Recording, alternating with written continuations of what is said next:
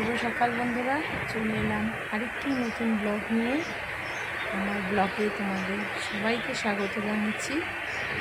তাহলে চলো স্টার্ট করছি আজকে ব্লগটা। প্রথম থেকে শেষ অবধি দেখতে থাকো।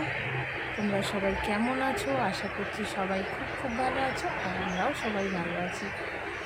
আর দেখো, আজ হচ্ছে শনিবার, আর এখন বেলা বাজে 8:30, 8:45 এরকম বাজে। আজ একটু দেরিতে ঘুম থেকে উঠেছি, কারণ ছোটো ছেলের পরীক্ষা কালকেই শেষ হয়ে গেছে।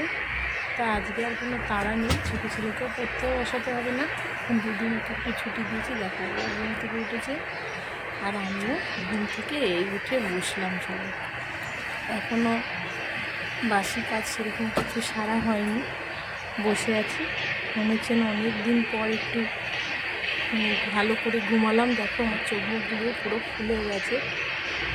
রোজ সকালে তাড়াতাড়ি করে উঠে পড়তে হতো, এর জন্য তা আজকে একটু অনেকক্ষণ ধরেই ঘুমিয়েছি।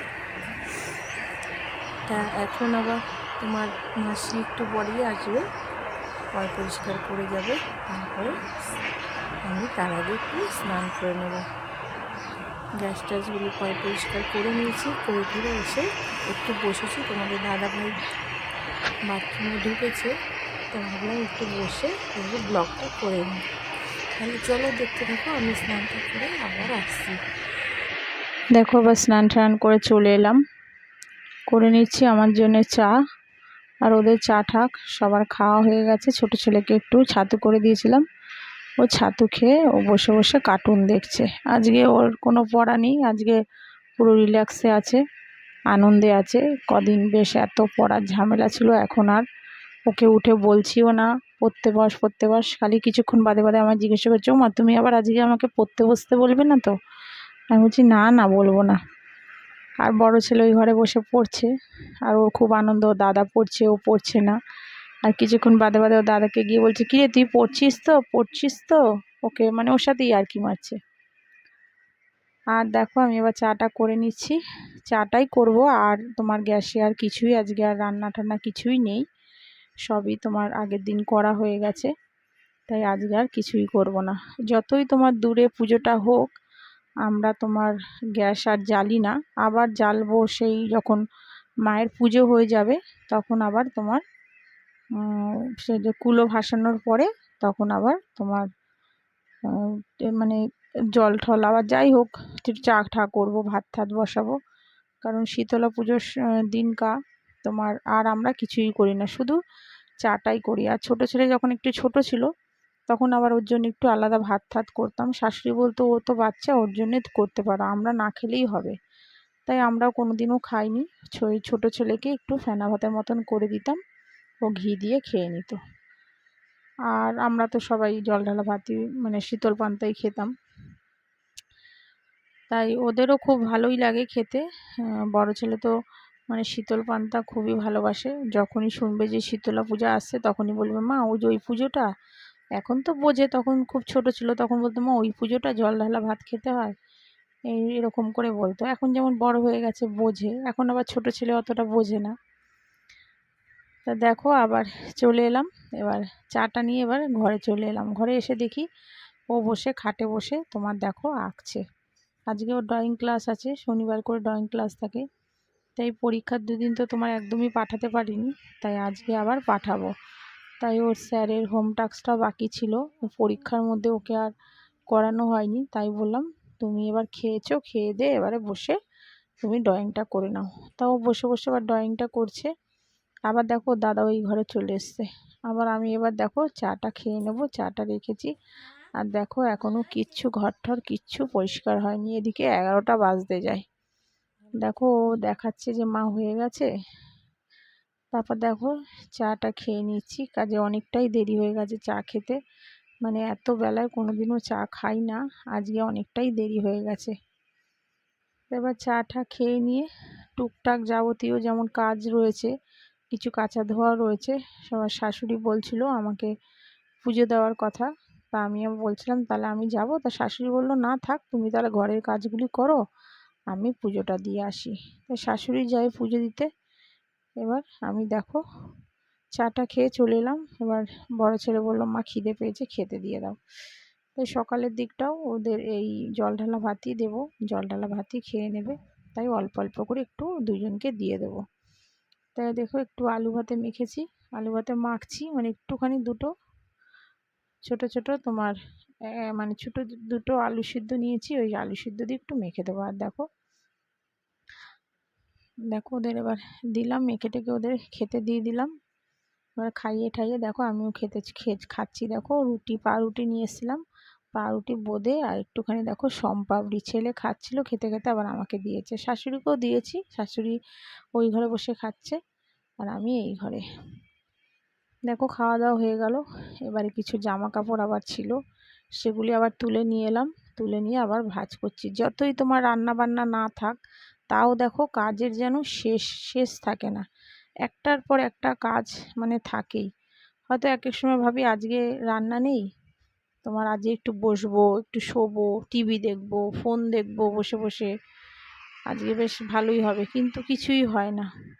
সকাল থেকে উঠে একটার পর একটা কাজ থেকেই যায়। রান্না করলেও তো তোমার সেই থাকেই, আবার তোমার রান্না না থাকলেও দেখো কাজের শেষ নেই, একটার পর এক কাজ আছেই। শাশুড়ি বেরিয়ে গেছে পুজো দিতে, তা আমি এবার দেখো গ্যাসটা একটু পরিষ্কার করে নিচ্ছি। এত রান্নাবান্না ঝামেলা নেই, তাই গ্যাসটা একটুখানি তোমার পরিষ্কার করে মুছে নিচ্ছি।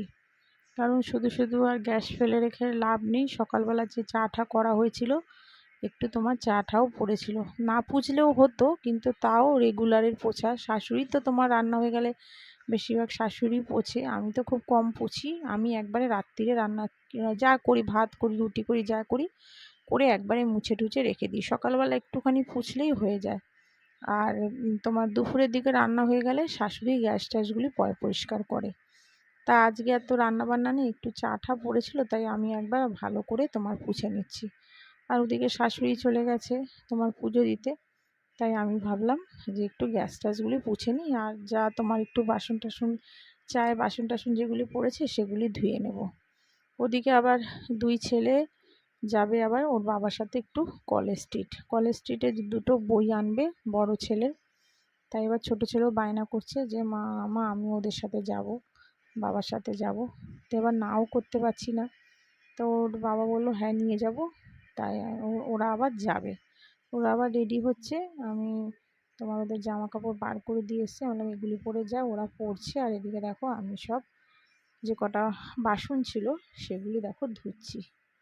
যারা যারা আমার ব্লগটা দেখছো, প্লিজ তোমাদের সবাইকে বলছি একটা লাইক সাবস্ক্রাইব করো, আমাকে সাপোর্ট করো, আমাকে একটু, আমি যাতে একটু এগিয়ে যেতে পারি তার জন্য আমাকে একটু সাপোর্ট করো। আর যারা যারা সাবস্ক্রাইব করে রেখেছো তাদের তো অসংখ্য ধন্যবাদ আর ভালোবাসা। দেখো এবার বাসনগুলি ধোয়া মানে মাজা হয়ে গেল, এবার এগুলিকে ধুয়ে ফেলবো। বেশি বাসন নেই, অল্পই আছে। আর এবেলা মাসি আসলেও কোনো অসুবিধা হবে না, কারণ একদমই অল্প বাসন। মাসিকে ভেবেছিলাম একবার না করে দেবো যে এবেলা আর এসো না, কিন্তু ওই যে কটা কাঁচাও রয়েছে, আমি কিছুটা কেচে দেবো আর কিছুটা থাকে সেগুলি এসে মাসি ধুয়ে দিয়ে যাবে, তার জন্য না করিনি। আসবে অল্প একটু কাজ করে চলে যাবে, আজ বেশি আর রান্না বান্নার বাসন টাসনেরও বেশি ঝামেলা নেই, একটু করে দিয়ে চলে যাবে। দেখো এগুলি পরিষ্কার করে নিয়ে তারপরে আমি আবার তোমার দুটো কাচবো, কাঁচা রয়েছে, কেচে ঠেচে দেখো কাঁচা হয়ে গেছে। এবারে তোমার সেগুলিকে আবার ব্যালকনিতে দেখো মেলে দিচ্ছি।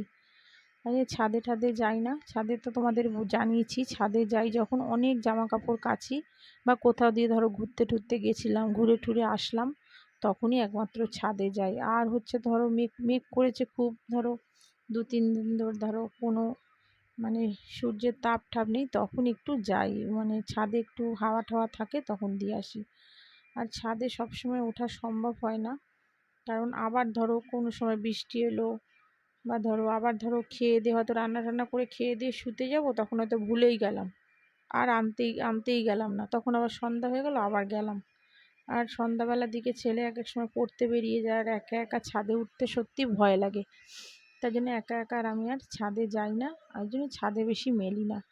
যা মেলার তোমার এই ব্যালকনিতেই আমি সব মেলে দিই। আর অল্প অল্প করে কাচি, যে কটা ধরো এখন কাচলাম সেগুলি মেলে দিলাম, আবার যে কটা ভেজানো থাকবে সেগুলি আবার মাসি এসে একটু কেচে দেবে সেগুলিকে আবার তোমার সন্ধ্যার দিকে আবার সেগুলিকে মেলে দেবো। মেরে ভেতর দিকেই মেলে রাখি, ওটা বাইরের দিকে রাখি না, তারপর সকাল হলে ওগুলি আবার শুকিয়ে যায়। দেখো এবার ঘরটাকে ঝাড় দিয়ে নিই। বেড টেডগুলি তো আগেই ক্লিন করে রেখেছিলাম, তা ঘরটা তোমার ঝাড় দেওয়া হয়নি, তাই আবার এগুলি কাচা ধোয়া করে আবার দেখো ঘরটাও তোমার ঝাড় দিচ্ছি। দেখো একটার পর একটা কাজ আছেই, কাজের আর শেষ হচ্ছে না। ভাবলাম কোথায় একটু বসবো, শোবো, টিভি দেখবো, সেটাও আর করতে পারছি না। ওরা সবাই বেরিয়ে গেছে, দুই ছেলে চলে গেছে, শাশুড়ি তো তোমার পুজো দিতে গেছে, আর আমি দেখো এখন ঘরটাকে ঝাড় দিয়ে নেব। দেখো কত কোনায় কোনায় দেখো কত নোংরা, এগুলি আর মাসি মানে টেনে টেনে যে ঝাড় দেবে সেগুলি আর করে না। সকালের দিকটা বলি না তোমাদের দাদাভাই ঘুমিয়ে থাকে, অন্ধকার, এবারে যেরকম পারে সেরকমভাবে ঝাড় দিয়ে দেয়। তো কোথায় নোংরা আছে কোথায় কী আছে সেগুলি আর অত করে না, আর বলিও না কিছু, কারণ ওনারও তো একটু বয়স হয়েছে, এভাবেই থাক, আর যেভাবে করে উনি অনেক বছর ধরেই আমাদের বাড়িতে কাজ করছে, তাই আর কিছু বলি না, ভাবি থাক আর কি বলবো। একটুখানি আমরা ওই জন্য বেলার দিকে শাশুড়ি ঘরটা একটু ঝাড় দিয়ে নেয়, আমিও আমার ঘরটা একটু ঝাড় দিয়ে নিই, আবার কোনো সময় একটু হয়তো শাশুড়ি ঘরও আমি ঝাড় দিয়ে দিই, এরকমই করি। তা দেখো ঝাড় দেওয়া হয়ে গেল, এবারে জামা কাপড়টা চেঞ্জ করে নিই। দেখো ঘরের তো কাজকর্ম সব হয়ে গেল, এখন দেখো তোমাদের তো সেগুলি দেখিয়েছি। আর শাশুড়ি গেছে তোমার পুজো দিতে, আজকে শীতলা পুজো, আজকে আর রান্নাবান্না নেই, কালকে রাত্রেই সব রান্না টান্না করে রাখা হয়েছে। তা এখন শাশুড়ি গেছে তোমার পুজো দিতে, আর ছোট ছেলে বড় ছেলে গেছে তোমাদের দাদা ভাই একটু ওদের নিয়ে একটু বেরিয়েছে বাইরে, তাই আমি দেখো পরিষ্কার হয়ে আবার চলে এলাম। যা কাজ ছিল সব করে নিয়েছি, আর আমি যেতাম পুজো দিতে, শাশুড়ি বললো আমি দিয়ে আসি, আমি বললাম যাও তাহলে, আমি এদিকে কাজকর্মগুলি করে নিই। তাই আমি ওইদিকে দেখো কাজকর্মগুলি সব করে নিলাম, যা যা বাকি ছিল সব করে নিয়েছি। আর মন্দিরে যাব হচ্ছে তোমার, আমি যাব একটু বিকালের দিকে, আমি এখন যাব না, বিকেলের দিকে প্রসাদ আনতে যাব, তখন যাব। শাশুড়ি তখন যাবে না, কারণ প্রচুর ভিড় হয় মন্দিরে, যখন প্রসাদ আনতে যাই খুব ভিড় হয়, তা শাশুড়ি অত ভিড়ে যেতে পারে না, তাই প্রতি বছর আমাকেই যেতে হয়। তখন একবার মাকে দর্শন করে নিই। আর মন্দির আমাদের এখানে সামনে না, আমাদের মন্দির এখান থেকে অনেকটা দূরে বলতে আমরা যেখানে আগে ভাড়া বাড়িতে থাকতাম সেখানকার পুজো এটা, মানে আমরা এখন যেখানে রয়েছি এটা এখানকার পুজো না, আমরা যেখানে আগে ভাড়া থাকতাম সেখানকার পুজো। আমরা এখন যেখানে বাড়ি করে এসেছি এখানে আমরা রয়েছি এখন 10 বছর হয়ে গেল আমরা এখানে রয়েছি, আর যেখানে আমরা ভাড়া থাকতাম ওটা সেখানকার পুজো, এখানকার পুজো এখনও হয়নি। এখানকার পুজো যখন আবার হবে তখন আবার আমাদের জলডালা ভাত খেতে হবে, মানে আমাদের দুটো পুজো আমরা, মানে শীতল পান্তা আমরা দুটোই মানি, এখানকার পুজোও মানি আর যেখানে আমরা থাকতাম সেখানকার পুজোও মানি, তাই আমাদের দুবার করে পান্তা ভাত খাওয়া হয়ে যায়। আবার ওইদিকে তোমার আমার বাপের বাড়িতে যখন পুজো হয় তখন সেখানকার পুজো আবার আমি আমার ছেলেদের নিয়ে আবার সেখানে যাই, সেখানে একটু উপোস টুপোস করি, সারাদিন একটুখানি না খেয়ে ঠেয়ে পুজো টুজো দিয়ে তারপরে আবার জলডালা ভাত খেয়ে নিই। তোমার 3বার আমাদের তোমার জলডালা ভাত খাওয়া হয়ে যায়, ভালোও লাগে, কারণ ঠাকুরের প্রসাদ, ভালো লাগবে না কেন বলো। তাই ননদের বাড়িতে একটু পাঠাবে, ননদের মেয়ে একটু পরেই আসবে, ওকে একটুখানি দিয়ে দেবো জলডালা ভাত, ওরাও নিয়ে যায়, আমার ননদের মেয়েও খায়। আর তোমার এখন চলো তাহলে এবার ছেলেরা আসলে পরে ছোট ছেলেকে স্নান করাবো, বড় ছেলে স্নান হয়ে গেছে, করে ওদের খেতে দিই, দেওয়ার পরে তারপরে আবার তোমাদের সঙ্গে দেখা হচ্ছে সন্ধ্যার পরে। দেখো এবার বিকেলের দিকটা দেখো একটু চা করে নিচ্ছি, এখন বাজে 6:30 মতন, একটু চা করে নিচ্ছি, চা খেয়ে যাবো আবার একটু মন্দিরে যাব, একটুখানি প্রসাদও আনতে হবে। তোমাদের বলেছি যে শাশুড়ি আর মানে সন্ধ্যাবেলার দিকটা যায় না, মন্দিরে প্রচুর ভিড় হয়, তাই আমি যাব একটু প্রসাদ নিয়ে আসবো, আর মাকেও একটু দর্শন করে আসবো, আর ছেলেদেরও একটু নিয়ে যাব, ওদেরও একটু দর্শন করিয়ে নিয়ে আসবো। আর চাটা খেয়ে নিই, আর ওদেরও একটু কিছু করে দিই।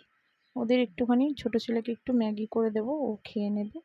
আর বড় ছেলে একটু বিস্কুট খেয়ে নিয়েছে, ও বললো আর খাবে না। দেখো আমি দুটো নিমকি নিয়েছি, নিমকি নিয়ে দেখো একটু চা খেয়ে নিচ্ছি। চা খেয়ে তারপরে যাব মন্দিরে। দেখো মন্দিরে চলে এসেছি, মায়ের মন্দির। দেখো মাকে কি সুন্দর সাজিয়েছে। আর দেখো চারিদিকে কত ভিড়, লোকজন, খুব হই হল্লা। তাই গেছি প্রসাদ আনতে, ভীষণ ভিড়। দেখো কত লোকজন, সবাই পুজো দিয়েছে। তাহলে আজকের মতন ব্লগটা এখানেই শেষ করছি। তোমরা সবাই ভালো থেকো, সুস্থ থেকো। আবার দেখা হচ্ছে কাল। টাটা।